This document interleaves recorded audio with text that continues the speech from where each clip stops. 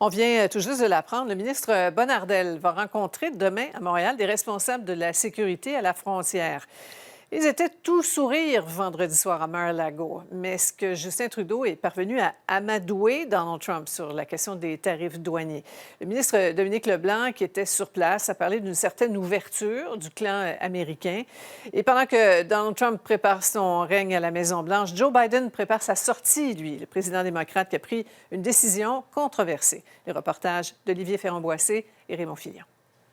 On a senti beaucoup d'ouverture. Le gouvernement Trudeau sort satisfait de cette première rencontre entre le premier ministre et le président élu Donald Trump, qui visait d'abord à rétablir les liens. C'était le début d'une conversation, c'était surtout une soirée sociale. Car si les relations entre les deux hommes apparaissaient tendues, le dialogue semble maintenant ouvert. C'est positif pour le Canada parce que, bien sûr, on avait beaucoup pensé que peut-être la relation entre les deux hommes avait un peu détérioré par les propos d'une part et l'autre. Là, on voit que non, il y a une ouverture de travailler ensemble. Ceci dit, le Canada doit se mettre au travail s'il veut éviter l'imposition de tarifs de 25 % sur ses exportations. Pour ce faire, le ministre Leblanc assure que son gouvernement en fera davantage, plus de ressources, plus d'outils pour surveiller la frontière, perçue par Donald Trump comme une porte d'entrée vers les États-Unis pour les migrants illégaux et la drogue. Moi, j'ai rencontré le commissaire de la GRC, M. Duhem, ce matin, avec la présidente de l'Agence des services frontaliers.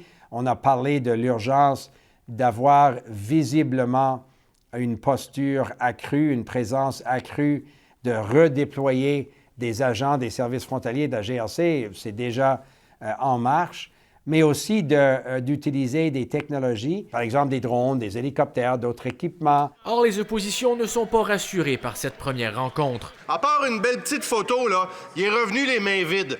Au moins, est-ce qu'il a été clair avec le président américain que de s'attaquer aux travailleurs québécois et canadiens, ça passera pas chez nous? Le chef conservateur s'est quant à lui dit déçu de voir Justin Trudeau dans une telle position de faiblesse. C'était un peu triste de voir la faiblesse de Justin Trudeau encore.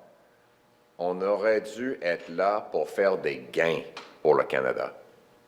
Mais il ne propose aucun gain. Il essaie simplement de minimiser les pertes. Ce souper surprise à Mar-a-Lago est tout de même perçu comme un bon coup de Justin Trudeau. Devant l'urgence de la situation, il est devenu le premier leader d'un pays du G7 à rencontrer en personne Donald Trump avant même qu'il soit assermenté. Olivier Ferrand-Boissé, TVA Nouvelles, Ottawa.